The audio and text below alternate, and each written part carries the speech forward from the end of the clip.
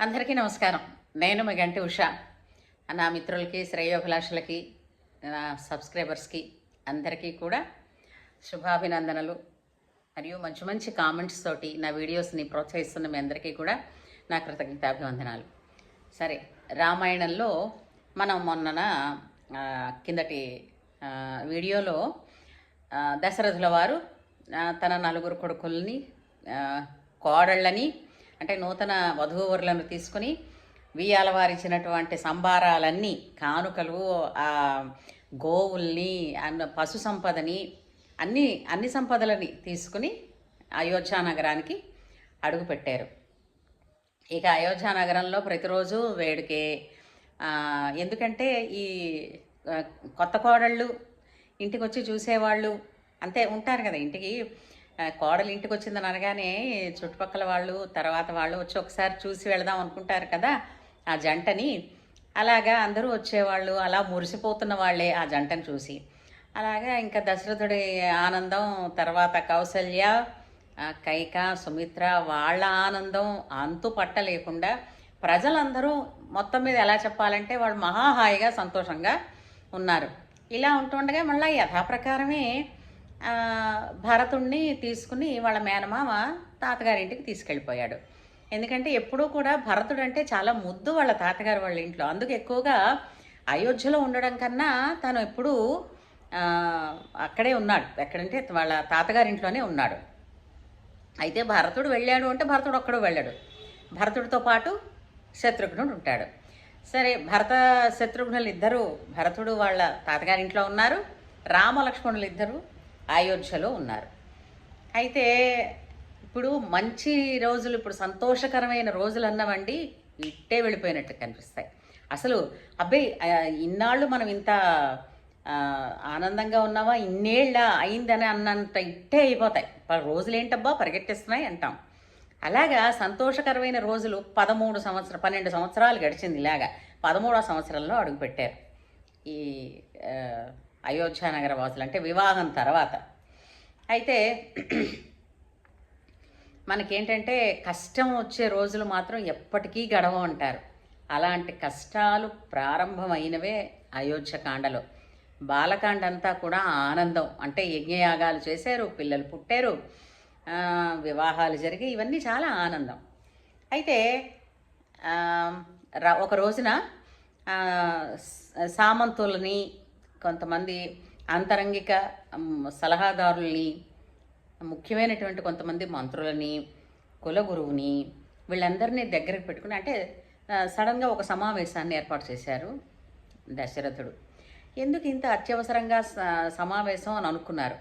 అలాగే కొంతమంది నగర ప్రముఖులను కూడా పిలిపించాడు. పిలిపించి వాళ్ళందరితోటి అర్ఘ్యపాద్యాదులు, అంటే వాళ్ళకి ఎవరికి దాన్ని ఏమిటంటారు, కాఫీ, టీలు ఇవ్వవలసినవన్నీ ఇచ్చి మర్యాదలన్నీ చేసి అడిగారు. ఇప్పుడు మా ఇక్ష్వాకు వంశంలో ఇంతవరకు కూడా జ్యేష్ఠపుత్రుడే మహారాజు అవుతాడు రాజ్యానికి. అలాగా నేను రాముడికి యువరాజ పట్టాభిషేకం చేయాలనుకుంటున్నాను. అది కూడా రేపే. చైత్రమాసం చాలా విశేషమైన మాసం, అందులో రేపు పుష్యమి నక్షత్రం. అందుచేత రేపటి రోజున రాముడికి నేను యువరాజ పట్టాభిషేకం చెయ్యాలనుకుంటున్నాను. మీ అభిప్రాయాలు ఏమిటని అడిగారు. ఇప్పుడు ఒకసారి రాజుగారు నిర్ణయించేసుకున్నారు. అక్కడే వాళ్ళ గురువు కూడా ఉన్నారు. ఎవరు? వశిష్ఠ మహర్షి కూడా ఉన్నారు. ముహూర్తం కూడా తినే పెట్టేసుకుని రేపు పుష్యమి నక్షత్రం అని చేత చేసేస్తున్నాను ఏమంటారన్న తర్వాత గురువు ఏమంటారు, ఆయనకి తెలియదు ఏమిటి ఏం జరగబోతోందో. ఆయన బ్రహ్మర్షి అయినప్పటికీ అలాగే తప్పకుండా అలాగే కానిద్దామని ఇంకా ప్రముఖులందరూ, తర్వాత సామంతరాజులు అందరూ కూడా రాముడిలోని సుగుణాలను మరొక్కమారు ఏకరువు పెట్టుకుని, రాముడికి మీరు యువరాజ పట్టాభిషేకం చేస్తామంటున్నారు, మా జన్మధన్యం, నిజంగా రామరాజ్యంలో మేమందరం కూడా చాలా సంతోషంగా ఉంటాం అని మీరు చెయ్యండి, మేము చాలా ఆనందిస్తాం అని వాళ్ళందరూ చెప్పారు. చెప్పిన తర్వాత సరే, అతను కొన్ని సంభారాలు చెప్పారు.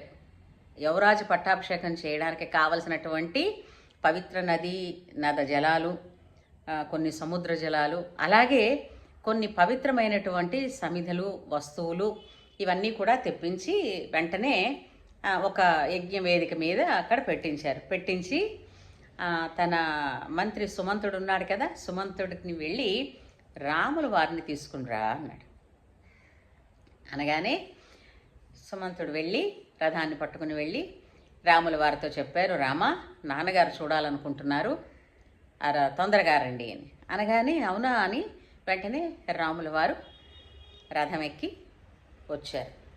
వస్తూనే అతను రథం ఎక్కి అతను వస్తున్నప్పుడు అంతఃపురం నుంచి చూస్తున్న దశరథుడికి పొంగిపోతున్నాడు. అలాగా రాముణ్ణి అలా నఖశిఖ పర్యంతం చూసి నేను కూడా యవ్వనంలో ఇలాగే ఉండేవాణ్ణి కదా అనుకుని పొంగిపోయాడట. అలాగా రాముడు రథం దిగి లోపలికి వచ్చి నాన్నగారికి అభివాదం చేసి అక్కడ చూడండి, ఇప్పుడు ప్రతిరోజు చూసే నాన్నే కదా, నమస్కారం పెట్టడం ఏంటి, అయ్యో నమస్కారం చాలు, నాన్న నువ్వు అని ఏకవచనం ఏరా అనే మాటలు అనకుండా ఉంటే చాలు, ఏదో దాన్ని ఏమిటంటారు గుళ్ళో ఏదో చెయ్యకుండా ఉంటే ధూపం వేసినంత ఫలితం అని చెప్పారులేండి. అలాగా ఇప్పటి కాలం వాళ్ళు నాన్న ఇంకా ఆ సంగతి పక్కన పెడితే అంటే గౌరవిస్తున్నారు సంబోధనలో. రాముడు అభివాదం చేసి నాన్నగారు ఎందుకు పిలిచారు అని అంటే ఒక్కసారి అక్కును చేర్చుకుని తనకి నుదుటి మీద మూర్ధన్య స్నానం అంటారు, ఆ స్థానంలో ముద్దు పెట్టి కూర్చోబెట్టుకుని చూస్తూ రామ రేపు ఏమిటిది పుష్యమి నక్షత్రం, రేపటి రోజు ఉదయాన్నే నువ్వు సిద్ధంగా ఉండు, నీకు యువరాజు పట్టాభిషేకం చేస్తున్నాను అని అనగానే ఇప్పుడు ఏం తొందర వచ్చింది నాన్న, మీరు అంత హాయిగా మీరు చేస్తున్నారు కదా, నేను మీ దగ్గర మీ రక్షణలో హాయిగా మేము ఉన్నాం కదా, ఇప్పుడు ఏం అవసరం వచ్చింది నాకు రాజ్యం ఇవ్వడానికి అని అంటే అలా కాదు నాయన, నేను పెద్దవాడిని అయిపోతున్నాను కాబట్టి నేను పట్టాభిషేకం చేసేద్దాం అనుకుంటున్నాను.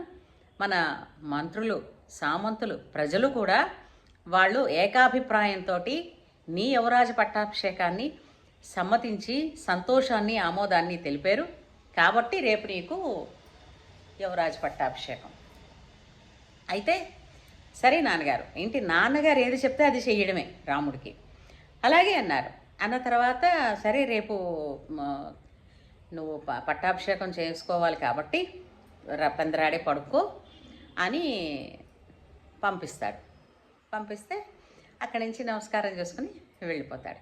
ఈ లోపల మళ్ళీ ఒకసారి సుమంతుడిని పిలిచి వశిష్ఠుడిని ఈసారి పిలిచి మహర్షి వాళ్ళకి ఉపవాస వ్రతాలు చెప్పారా, రేపు యువరాజు పట్టాభిషేకం కదా, ఈ రాత్రి వాళ్ళు ఉపవసించాలి అని, అలాగే ఉపవాస దీక్షలో బ్రహ్మచర్యంతో ఉండాలి అని వాళ్ళకి ఒకసారి సీతారాములిద్దరికీ చెప్పేసి రండి. అలాగే చెప్తాను అన్నారు. అన్న తర్వాత ఈ లోపల మళ్ళా ఏమనుకున్నారో అంటే ఏదో తొందరపడి ఆయనకి ఏంటంటే కడుపులో ఏదో చిన్న భయం ఉంది, ఎందుకో ఏమిటో తెలియదు. ఇంకోటి ఏంటి, మనం సహజంగా ఏదైనా శుభకార్యం అనుకోండి ముందుగా వియ్యాలారికి చెప్తాం, చెప్పకుండా అయితే చెయ్యం కదా, అదే ముఖ్యం కదా ముందు చేయడం. అలాంటిది ఏమని చెప్పాడు దశరథుడికి అంటే జనకుడికి చెప్పొద్దు, అలాగే భరతుడు వాళ్ళ తాతగారికి వాళ్ళకి కూడా రాముడికి పట్టాభిషేకం జరుగుతోంది అన్న విషయం చెప్పొద్దు సుమా, వాళ్ళని పిలవద్దన్నారు. అదేంటది, పిల్లనిచ్చిన మామగారు కదా, జనకుడు పిల్లనిచ్చిన మామగారు కదా, అతనికి ఎందుకు చెప్పకూడదు అని అప్పుడు వాళ్ళు రాజుగారు ఆజ్ఞ కాబట్టి వాళ్ళు ఏం అనలేదు, కానీ మనకు అనిపిస్తుంది ఎందుకు ఇలా అనుకున్నాడు అని. అన్న తర్వాత ఈ లోపల ప్రజలకి తెలిసింది కదా, సామంతరాజులు వాళ్ళ వల్ల ప్రజలకి తెలిసింది, ప్రజలు ఆనందం వాళ్ళ పండగ వాతావరణాన్ని అప్పుడే వాళ్ళు మొదలు పెట్టేశారు. రేపు పండగ అనగానే ఇవాళ ఇళ్ళు అలుక్కోవడాలు, ముగ్గులు వేసుకోవడాలు, అట్లా చాలా రకాలు. మన నిన్ననేగా మనకి వెళ్ళింది పెద్ద పండగ, మనం ఎంత సంబరాలు చేసుకున్నామో తెలియదా. అలాగే అనుకున్న వాళ్ళు మొదలుపెట్టారు ప్రజలందరూ కూడా. ఈ లోపల మళ్ళీ ఏమనుకున్నాడో, మళ్ళా వెళ్ళి ఎవరిని మళ్ళీ రాముణ్ణి మళ్ళీ వెంటనే రమ్మను, మరొక్కసారి చూడాలనుందంటారు. అదేమిటి విచిత్రం, ఇందాకలేగా చూసింది అని అనుకున్నప్పటికీ కూడా సరే నేను వెళ్ళి తీసుకొస్తానని చెప్పి ఆయన రథం తీసుకుని వెళ్ళడం, తిరిగి మళ్ళీ నాన్నగారు రమ్మంటున్నారు అనగానే ఇప్పుడే కదా వచ్చాను, సరే వస్తాను పదండి అని మళ్ళీ రాముడు వచ్చిన తర్వాత మళ్ళీ మరొక్కసారి దగ్గరగా చూసుకుని ఉపవాస దీక్షలు వ్రతాలు నీకు ఎలా చేయాలో చెప్పారు కదా అందరూను, తెల్లవారిసరికి సిద్ధంగా ఉండు నాయన అని మళ్ళీ అతన్ని పంపించేసి చూసుకున్నాక తిరిగి ఇతను అంతఃపురంలోకి మొదలుపెట్టారు. అయితే అంటే వెళ్ళిపోవడానికి లోపలికి.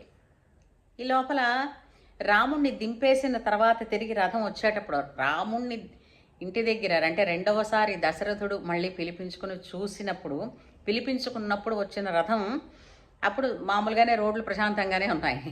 ఇతన్ని దిగపెట్టేసి తిరిగి వస్తున్నప్పుడు మళ్ళీని రథం రావడానికి జాగా లేదట, అంత ఇరుగ్గా అయిపోయాట రోడ్లు. ఎలా అయిపోతాయి ఇరుగ్గా అంటే ప్రజలందరూ వీధి వాకిళ్లలో ముగ్గులు వేస్తూ అలంకరణలు చేస్తూ జనాలంతా కోలాహలంగా వీధిలో ఉండడం మూలాన రోడ్లు ఇరుకైపోయాయి అని. ఎంత గొప్పగా ఉందో చూసారా అంటే కళ్ళకు కట్టినట్టు. ఒక్కసారి ఎవరైనా చదివితే తెలుస్తుందండి ఆ ఆనందం ఏమిటో. ఇంతకన్నా థ్రిల్లింగ్ ఇచ్చేది, తర్వాత సస్పెన్స్ ఉండేది, తర్వాత ఫ్యామిలీ తాలూకు బాండింగ్ ఉండే నవల అంటే అనుకుందాం ఈ కాలం వాళ్ళకి నవల్స్ అనుకోవడానికి, అలాంటివి ఎక్కడా లేవండి. అంతటి మహాకావ్యం శ్రీరామాయణం. అయితే వచ్చేసిన తర్వాత ఈ లోపల ఈ సంబారాలన్నీ ఇక్కడ ఇలా జరుగుతున్నాయి. రాముల వారు ఉపవాస దీక్షలో తను సీత ఉందాము ఈ రాత్రికి, రేపు ఇలా నాన్నగారేమో నాకు యువరాజ పట్టాభిషేకం ఉన్నారు అని అంటే ఆవిడ సరదాగానే ఉంది, వాళ్ళ వాళ్ళు ఉపవాస దీక్షలో ఉన్నారు వాళ్ళు. ఈ లోపల యజ్ఞ సంబారాలనే నీకు తెప్పించేశాను నాయన అని అప్పుడు ఇందాక రాముడికి వచ్చినప్పుడు చూపించాడు కదా. రాముడు వాటిని చూస్తూ ఆ వేదికకి ప్రదక్షిణ పురస్సరంగా ఆయన దిగి వెళతారు. ఇప్పుడు చూడండి, పవిత్రమైన వస్తువులున్నా, అలాగే గురువులున్నా, పెద్దవారున్నా వారి పక్క నుంచి వెళ్ళేటప్పుడు ఎప్పుడు ప్రదక్షిణ పరంగా అంటే ఏంటి, వాళ్ళ వైపు మన కుడి భాగం ఉండేటట్టుగానే తిరగాలి అని వేదవాక్కు. ఇప్పుడు అలా కాదులేండి, మనం దేవుడి దగ్గరికి వెళ్ళినా కూడా మళ్ళీ అక్కడి నుంచి సడన్గా అంటే మనం వెనక్కి తిరగాలంటే గిర్ర వెనక్కి తిరిగి మనం నడిచి వచ్చేస్తాం.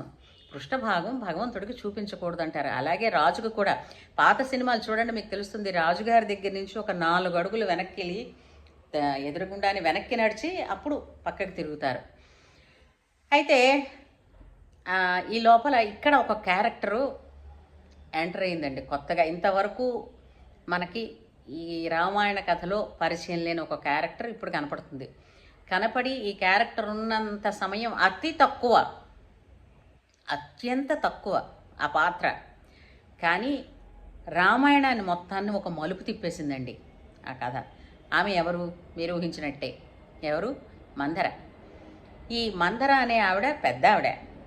ఈమె అరణం అనేవారు. పూర్వం రాచకన్యలని అత్తవారింటికి పంపేటప్పుడు దాసదాసీ జనాన్ని అరణంగా ఇచ్చేసేవారు. అంటే వాళ్ళతో పాటు ఆ దాసదాసీ జనాలు కూడా వెళ్ళి ఉండేవారు అనమాట. అంటే ఏమిటి, రాకుమారుని ఎక్కడికి ఇస్తే అక్కడికి వాళ్ళు కూడా వాళ్ళ దేశం వాళ్ళవన్నీ వదులుకొని వీళ్ళతో పాటు ఉండడమే అనమాట. అలాగా కైకని దశరథ మహారాజు పెళ్లి చేసుకుని తెచ్చినప్పుడు కైకకి అరణంగా వచ్చినటువంటి ఆయ అనుకోండి, ఆ దాసి మందర. మందర రాజ మందిరంలోకి వెళుతూ, ఎవరి మందిరం?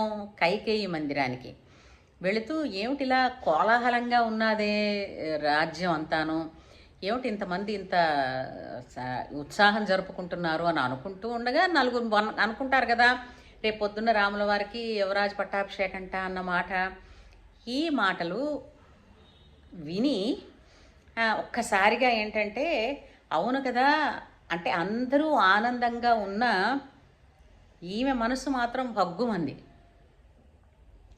ఇక్కడే అసలైన కథ. అంటే ఇక్కడ మనకి ఈ సందర్భంగా మనం నిజంగా తెలుసుకోగలిగితేనండి, ఒక పని మనిషికి అనొచ్చు, లేదా ఒక దాసికి ఎంతవరకు స్థాయినివ్వాలి, ఆమె మాట ఎంతవరకు వినాలి, ఎక్కడ ఖండించాలి యజమానిగా అన్నది తెలుసుంటే ఎన్నో అనర్థాలు ఆపచ్చు.